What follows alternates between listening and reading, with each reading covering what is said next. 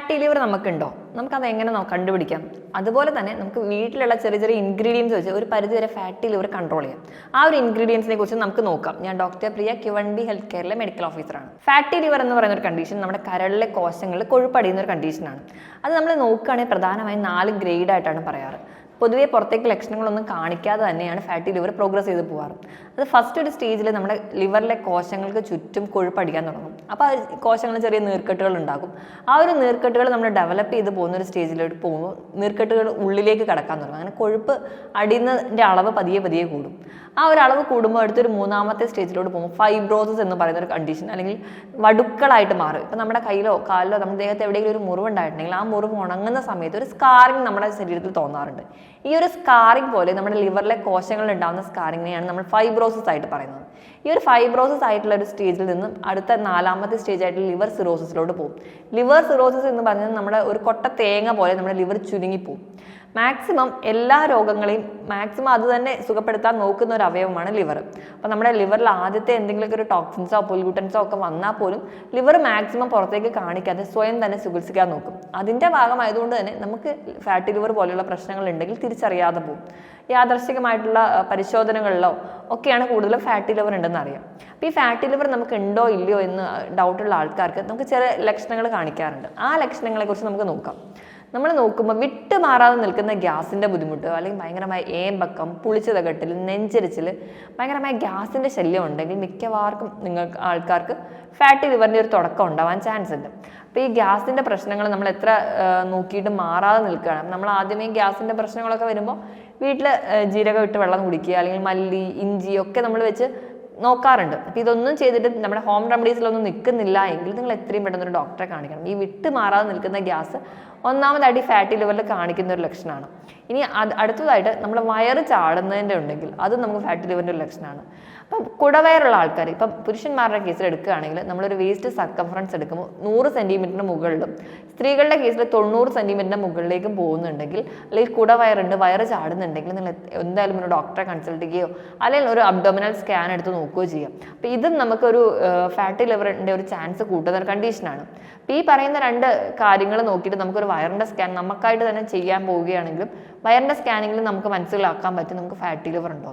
ഈ fatty liver grade 2ഓ 3ഓ ഒക്കെ ആകുമ്പോഴാണ് മാക്സിമം ലിവർ ഫംഗ്ഷൻ ടെസ്റ്റിൽ SGOT SGPT ഒരു വേരിയേഷൻ കാണിക്കാറ്. അപ്പോൾ നമ്മൾ ലിവർ ഫംഗ്ഷൻ ടെസ്റ്റിൽ പോകുന്നതിനേക്കാളും ബെറ്റർ നമ്മളൊരു വയറിൻ്റെ സ്കാൻ എടുത്ത് നോക്കുന്നത് തന്നെയാണ്. അപ്പോൾ നമുക്ക് ഇങ്ങനത്തെ എന്തെങ്കിലും ബുദ്ധിമുട്ടുകൾ കാണുന്നുണ്ടെങ്കിൽ നിങ്ങൾ എത്രയും പെട്ടെന്ന് തന്നെ ഒരു ഡോക്ടറെ കാണിക്കുകയും വേണ്ട അഡ്വൈസ് അവരുടെ നിന്ന് എടുക്കുകയും ചെയ്യുകയാണ്. അപ്പം ഈ ഒരു ഫാറ്റി ലിവർ നമ്മൾ ചികിത്സിക്കുന്ന സമയത്ത് നമ്മൾ എപ്പോഴും ഡോക്ടേഴ്സ് പറയാറുണ്ട് ഇതിന് മെഡിസിൻ കഴിച്ച് മാറ്റേണ്ട രോഗമല്ല, പകരം നമ്മുടെ ലൈഫ് സ്റ്റൈലിൽ വരുത്തേണ്ട മാറ്റങ്ങളാണ് ഫാറ്റി ലിവറിനെ നമ്മൾ ഓവർകം ചെയ്യുക എന്നുള്ളത്.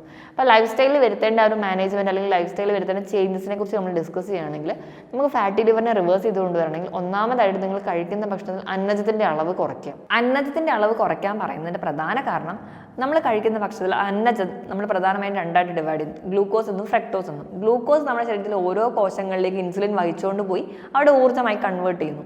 ഈ ഫ്രക്ടോസ് നേരെ കരളിൽ, നമ്മുടെ ശരീരത്തിൽ ആകെ ഫ്രക്ടോസിൻ്റെ മെറ്റബോളിസം നടക്കുന്നത് കരളിലാണ്. നേരെ കരളിലെത്തുന്നു.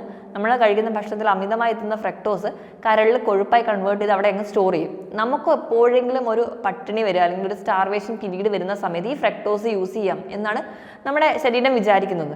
പക്ഷേ ഇപ്പോഴത്തെ ഒരു ലൈഫ് സ്റ്റൈൽ വെച്ചിട്ട് നമുക്ക് തീരെ ഒരു പട്ടിണി അല്ലെങ്കിൽ ഒരു സ്റ്റാർവേഷൻ പോലെ ഒരു കണ്ടീഷൻ നമുക്ക് വരുന്നില്ല. ഇപ്പം നമുക്ക് വീട്ടിൽ ഒരു നേരത്തെ ഭക്ഷണം കുക്ക് ചെയ്യാൻ പറ്റാത്ത സാഹചര്യമാണെങ്കിൽ കൂടി ഇൻസ്റ്റൻ്റ് ആയിട്ട് നമുക്ക് ഫോണിലൂടെ ഓർഡർ ചെയ്താൽ തന്നെ ഫുഡൊക്കെ വീട്ടിലെത്തുന്ന അത്രയും അധികം ഡെവലപ്മെൻ്റ് ഉണ്ട്. അപ്പോൾ അങ്ങനെയുള്ളതുകൊണ്ട് തന്നെ നമ്മൾ ഒരു നേരം പോലും പട്ടിണി അടക്കേണ്ടി വരുന്നില്ല. അതുകൊണ്ട് തന്നെ ഈ നമ്മുടെ ശരീരത്തിൽ അല്ലെങ്കിൽ നമ്മുടെ ലിവറിൽ അടിഞ്ഞു കിടക്കുന്ന ഈ ഫ്രക്ടോസ് അല്ലെങ്കിൽ ഫാറ്റിനെ തിരിച്ച് കൺവേർട്ട് ചെയ്ത് എനർജി ആയിട്ട് മാറ്റേണ്ട ഒരു കാര്യവും അവിടെ നടക്കുന്നില്ല. അതാണ് ഒന്നാമത്തെ കാര്യം. അതുകൊണ്ട് മാക്സിമം നമ്മൾ കാർബിൻ്റെ അളവ് കുറയ്ക്കുക. കാർബിൻ്റെ അളവ് കുറയ്ക്കുമ്പോൾ നമ്മൾ എന്താണ് അതിന് പകരം കഴിക്കേണ്ടതെന്ന് പലർക്കും സംശയം ഉണ്ടാവും. അപ്പോൾ മാക്സിമം പ്രോട്ടീനും ഫൈബറും കൂടുതലായിട്ട് കഴിക്കുക. അപ്പോൾ നമ്മൾ ഒരു നേരത്തെ ആഹാരത്തിലും നമ്മൾ ഡിവൈഡ് ചെയ്ത് കഴിക്കുക. നമ്മൾ പ്രോട്ടീൻ കഴിക്കുന്നുണ്ട്, കാർബ് കഴിക്കുന്നുണ്ട്, അതുപോലെ തന്നെ നല്ല കൊഴുപ്പ് കഴിക്കുന്നുണ്ട്, ഫൈബർ കഴിക്കുന്നുണ്ട്. ഇങ്ങനെ ഒരു രീതിയിൽ നമ്മുടെ പ്ലേറ്റ് മാറ്റുക. ഇപ്പം ഞാനൊരു ഉദാഹരണം പറയുകയാണ്. ഇപ്പം നമ്മുടെ ഒരു പ്ലേറ്റ് മെത്തേഡ് എങ്ങനെയാക്കി കൊണ്ടുവരണം നോക്കിക്കഴിഞ്ഞാൽ നമ്മൾ രാവിലെ നമ്മൾ ബ്രേക്ക്ഫാസ്റ്റ് ആയിട്ട് കഴിക്കുമ്പോൾ നമ്മൾ കൂടുതൽ ആൾക്കാരും ഇഡ്ഡലി അല്ലെങ്കിൽ അപ്പം, പുട്ട് ഇവയൊക്കെയാണ് കഴിക്കുന്നത്. അപ്പോൾ ഇഡ്ഡലി, അപ്പം, പുട്ട് എന്ന് പറയുന്നതൊക്കെ കാർബാണ്. അപ്പം ഇതിൽ കാർബിൻ്റെ അളവ് കുറയ്ക്കാൻ വേണ്ടിയിട്ട് നമുക്ക് വേണമെങ്കിൽ അതിൽ റാഗി പൗഡറൂടെ മിക്സ് ചെയ്യാം. അപ്പോൾ നമ്മൾ പുട്ടുണ്ടാക്കുകയാണെങ്കിൽ അരിപ്പൊടിയോടൊപ്പം തന്നെ നമ്മളൊരു റാഗി പൗഡർ കൂടെ മിക്സ് ചെയ്യാം. അപ്പോൾ ഈ റാഗി പൗഡർ കൂടെ മിക്സ് ചെയ്യുന്ന സമയത്ത് ഇതിലുള്ള കാർബിൻ്റെ അളവ് പൊതുവേ ഇതിനകത്തുണ്ടെങ്കിൽ വെള്ള അരിയുടെ അളവ് കുറയുകയും പകരം കുറച്ചുകൂടെ ഫൈബർ അതിനകത്ത് വരികയും ചെയ്യും. അപ്പം ഈ ഒരു പുട്ടിൻ്റെ അളവ് പതിയെ കുറയ്ക്കുക. പകരം നമ്മൾ കടലക്കറി അല്ലെങ്കിൽ പയർ ഇവയൊക്കെ കഴിക്കുന്ന സമയത്ത് അതിലൊരു കാർബും ഉണ്ട് പ്ലസ് പ്രോട്ടീനും ഉണ്ട്. ഇതിനോടൊപ്പം തന്നെ നമുക്കൊരു മുട്ടയോ ഒക്കെ കൂടെ കഴിക്കാവുന്നതാണ്. അപ്പോൾ അവിടെയും നമുക്ക് പ്രോട്ടീൻ കിട്ടി. ഇനി നമുക്ക് കാർബും പ്രോട്ടീനും കുറഞ്ഞ അളവിലുള്ള ഫൈബറും കിട്ടി. ഇനി ഇത് കഴിഞ്ഞ് അല്ലെങ്കിൽ ഈ ഒരു ബ്രേക്ക്ഫാസ്റ്റിന് മുൻപായിട്ട് ഒരു ബൗളിൽ നമുക്ക് വേണമെങ്കിൽ എന്തെങ്കിലും നട്ട്സ് കഴിക്കാവുന്നതാണ്. ഇപ്പോൾ ചിയ സീഡ് അല്ലെങ്കിൽ ഫ്ലാക്സ് സീഡ് ഇവയൊക്കെ നമുക്ക് കുതിർത്തിട്ട് കഴിക്കാവുന്നതാണ്. ഇതല്ലെങ്കിൽ നമുക്കൊരു പഴവർഗ്ഗങ്ങളോ പച്ചക്കറികളോ കട്ട് ചെയ്തൊരു ബൗളായിട്ട് കഴിക്കാം. അപ്പോൾ ഈ ഫൈബറും കൂടി അവിടെ ചെല്ലും. ഇപ്പോൾ ഇങ്ങനെ ചെല്ലുന്ന സമയത്ത് നമുക്ക് കഴിക്കുന്ന ഭക്ഷണങ്ങൾ കാർബിൻ്റെ അളവ് കുറയ്ക്കാനും അതുപോലെ തന്നെ നമുക്ക് ഹെൽത്തി ആയിട്ട് വയറ് നിറയ്ക്കാനും സഹായിക്കും. ഇനി ഇതുപോലെ തന്നെ ഉച്ചക്കത്തെ ലഞ്ചാണെങ്കിൽ വെള്ളയരി മാറ്റിയിട്ട് മാക്സിമം കുത്തരി ഉപയോഗിക്കുക. ചോറിൻ്റെ അളവ് ഒരു പിടിയായിട്ട് മാത്രം മാറ്റുക. ഇനി അതോടൊപ്പം തന്നെ ഇലക്കറികൾ പച്ചക്കറികളൊക്കെ ധാരാളമായിട്ട് കഴിക്കുന്നുണ്ടെന്ന് ഉറപ്പ് വരുത്തുക. നിർബന്ധമായിട്ടും എന്തെങ്കിലും ഒരു സാലഡ് കൂടെ കഴിക്കാൻ വേണ്ടി ശ്രദ്ധിക്കുക. അപ്പം നല്ല രീതിയിൽ ഫൈബർ ചെല്ലും. പ്രോട്ടീനും ഫൈബറും നമ്മുടെ വയറിൽ കൃത്യമായി ചെന്നാൽ പെട്ടെന്ന് വയറ് നിറയുകയും അതോടൊപ്പം തന്നെ നമുക്ക് ബാക്കിയുള്ള ഭക്ഷണങ്ങൾ കഴിക്കുന്നതിൻ്റെ അളവ് കുറയ്ക്കാനും പറ്റും. ഇനി രാത്രിത്തെ ഡിന്നർ ആണെങ്കിൽ മാക്സിമം നേരത്തെ കഴിക്കുക. കഴിക്കുമ്പോൾ വല്ല ഓട്സോ അല്ലെങ്കിൽ ഇപ്പോൾ ചപ്പാത്തി ആണെങ്കിൽ 1-2 ചപ്പാത്തിയും അതിനോടൊപ്പം തന്നെ ഫൈബർ റിച്ച് ആയിട്ടുള്ള ഒരു ബൗൾ സാലഡോ കഴിക്കാൻ വേണ്ടി നോക്കുക. അങ്ങനെ നമ്മൾ കാർബിൻ്റെ അളവ് മാക്സിമം കുറച്ചുകൊണ്ട് വരാൻ നോക്കുക. ഇനി രണ്ടാമതായിട്ട് നമ്മൾ പ്രോസസ്സ് ചെയ്ത ഭക്ഷണങ്ങൾ കഴിവതും ഒഴിവാക്കുക. പ്രോസസ്സ് ചെയ്ത ഭക്ഷണങ്ങൾ പറഞ്ഞു കഴിഞ്ഞാൽ നമുക്ക് ഈസി ആയിട്ട് മനസ്സിലാക്കാൻ വേണ്ടി നോക്കുകയാണെങ്കിൽ പാക്കറ്റിൽ വരുന്ന എല്ലാ ഭക്ഷണങ്ങളും പ്രോസസ്സ് ചെയ്താണ്.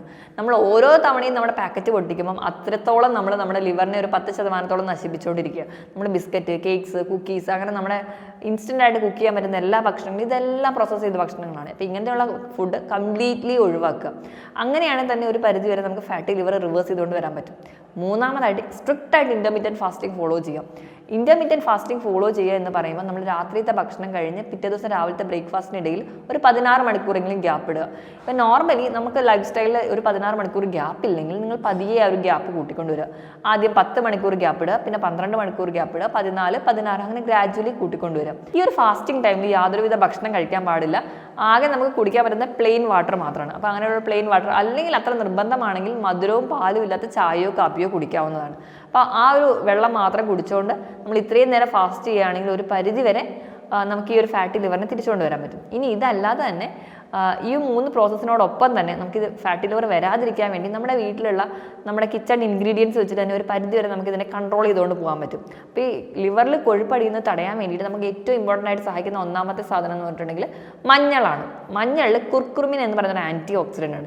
ഈ ഒരു ആൻറ്റി ഓക്സിഡൻസ് നമ്മുടെ ഈ ലിവറിൽ പൊതുവെ ഫാറ്റ് അടിയുന്നത് തടയാനും അതോടൊപ്പം തന്നെ ഇപ്പോൾ ലിവർ സെൽസിനൊക്കെ ചെറിയ ചെറിയ കേടുകൾ വന്നിട്ടുണ്ടെങ്കിൽ അതിൽ നിന്ന് അത് മാറ്റാനും ഒക്കെ സഹായിക്കുന്ന ഒരു ഘടകമാണ്. രണ്ടാമതായിട്ട് വെളുത്തുള്ളിയാണ് പറയുന്നത്. വെളുത്തുള്ളിയിൽ അല്ലിസിൻ ഉണ്ട്, അതുപോലെ തന്നെ സെലീനിയം എന്ന് പറയുന്ന ഒരു കമ്പോണന്റ് ഉണ്ട്. ഈ 2 കമ്പോണന്റ് ലിവർ എൻസൈംസിനെ കുറച്ചുകൂടെ സ്റ്റിമുലേറ്റ് ചെയ്യും. ലിവർ എൻസൈംസിനെ സ്റ്റിമുലേറ്റ് ചെയ്ത് കഴിഞ്ഞാൽ നമ്മുടെ ലിവറിനെ കുറച്ചും കൂടി ഈസി ആയിട്ട് ടോക്സിൻസിനെ പുറത്തേക്ക് പുറന്തള്ളാനും അതുപോലെ തന്നെ ഫാറ്റിന്റെ മെറ്റബോളിസം ഒക്കെ ഒന്ന് കൂട്ടാനും അപ്പോൾ അതിനെ സഹായിക്കുന്നത് വഴി നമുക്ക് വെളുത്തുള്ളി ഇൻക്ലൂഡ് ചെയ്യുന്നത് നല്ലതാണ്. മൂന്നാമതായിട്ട് ഇഞ്ചിയാണ്. ഇഞ്ചിയിൽ അടങ്ങിയിട്ടുള്ള കമ്പോണൻസ് പോളിഫിനോൾസും ഈ പറയുന്ന രീതിയിൽ ലിവറിൻ്റെ എൻസൈം പ്രൊഡക്ഷൻ കൂട്ടുകയും ഫാറ്റ് മെറ്റബോളിസം കുറച്ചുകൂടെ സ്പീഡപ്പ് ചെയ്യുകയും അതുവഴി നമുക്ക് ഈ ഫാറ്റി ലിവർ കുറച്ചുകൊണ്ട് വരാൻ പറ്റും. നാലാമതായിട്ട് വെജിറ്റബിൾസിൽ പാവയ്ക്കയാണ് പറയുന്നത്. ഈ പാവയ്ക്ക പൊതുവെ കയ്പുള്ളൊരു വെജിറ്റബിൾ ആയതുകൊണ്ട് ഈ ഒരു കയ്പ് രസം നമ്മുടെ ലിവറിൻ്റെ എൻസൈം പ്രൊഡക്ഷൻ കൂട്ടാനും അതുപോലെ തന്നെ ബൈലിൻ്റെ പ്രൊഡക്ഷൻ നടത്തിയിട്ട് ഫാറ്റ് മെറ്റബോളിസം കുറച്ചുകൂടി ഈസി ആയിട്ട് നടക്കാനും നല്ല കറക്റ്റായിട്ട് ഫാറ്റിനെ ഡൈജസ്റ്റ് ചെയ്യാനും സഹായിക്കുന്നുണ്ട്. അതുകൊണ്ട് തന്നെ പാവയ്ക്ക ഒരു പരിധി വരെ ഈ ഫാറ്റി ലിവർ പോലെയുള്ള കണ്ടീഷൻസ് കുറച്ചുകൊണ്ട് വരുന്നതായിട്ട് പല റിസർച്ചസിലും പറയുന്നുണ്ട്. ഇനി അഞ്ചാമതായിട്ട് പറയുന്നത് ബീറ്റ്റൂട്ടാണ്. ബീറ്റ്റൂട്ടിൽ ബീറ്റാലൈൻ എന്ന് പറയുന്ന ഒരു ആൻറ്റി ഓക്സിഡൻ്റ്. ഈ ഒരു ആൻറ്റി ഓക്സിഡൻറ്റും പൊതുവേ നമുക്ക് ലിവർ എൻസൈം പ്രൊഡക്ഷൻ കൂട്ടാനും അതുപോലെ തന്നെ ഈ ഫാറ്റ് അടിയുന്നത് ഒരു പരിധി വരെ കുറയ്ക്കുന്നതായിട്ടും പറയുന്നുണ്ട്. ഇനി ആറാമതായിട്ട് പൊട്ടാസ്യം അടങ്ങിയിട്ടുള്ള ഭക്ഷണങ്ങൾ പൊതുവേ ഈ ഫാറ്റി ലിവർ കുറയ്ക്കുന്നതായിട്ട് പറയുന്നുണ്ട്.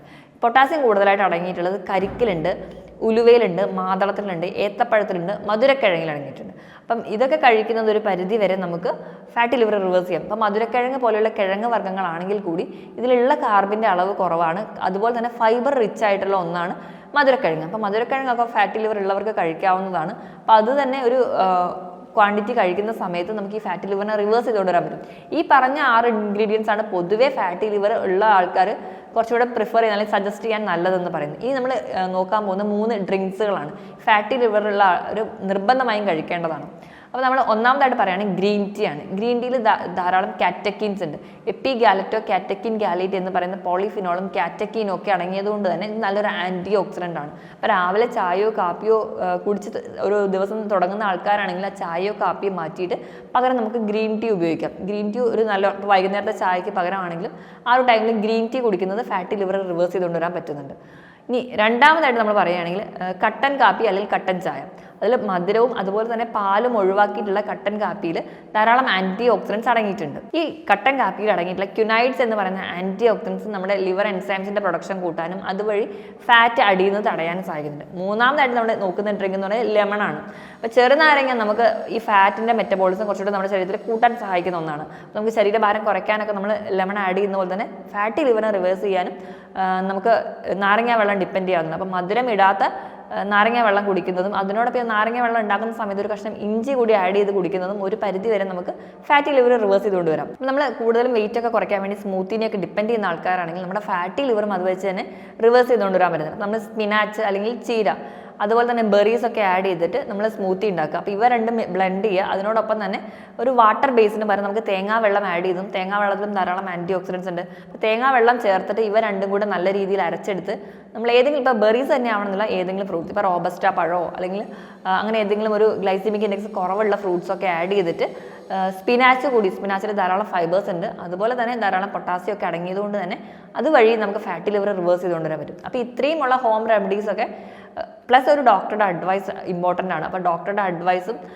കറക്റ്റായിട്ടുള്ള ലൈഫ് സ്റ്റൈൽ ചേഞ്ചസും ഡയറ്റ് ചേഞ്ചസിനോടൊപ്പം ഈ പറയുന്ന ഇൻഗ്രീഡിയൻസ് കൂടി ഇൻക്ലൂഡ് ചെയ്യുകയാണെങ്കിൽ നമുക്ക് ഹെൽത്തി ആയിട്ട് ഫാറ്റി ലിവർ റിവേഴ്സ് ചെയ്തുകൊണ്ട് വരാൻ പറ്റും. ഞാൻ ഈ പറഞ്ഞ കാര്യത്തിൽ എന്തെങ്കിലും ഡൗട്ട് ഉണ്ടെങ്കിൽ താഴെ കാണുന്ന നമ്പറിൽ കോൺടാക്ട് ചെയ്യാം. മറ്റൊരു ഹെൽത്ത് ടോപ്പിക്കുമായിട്ട് വീണ്ടും കാണുന്നത് വരെ നന്ദി.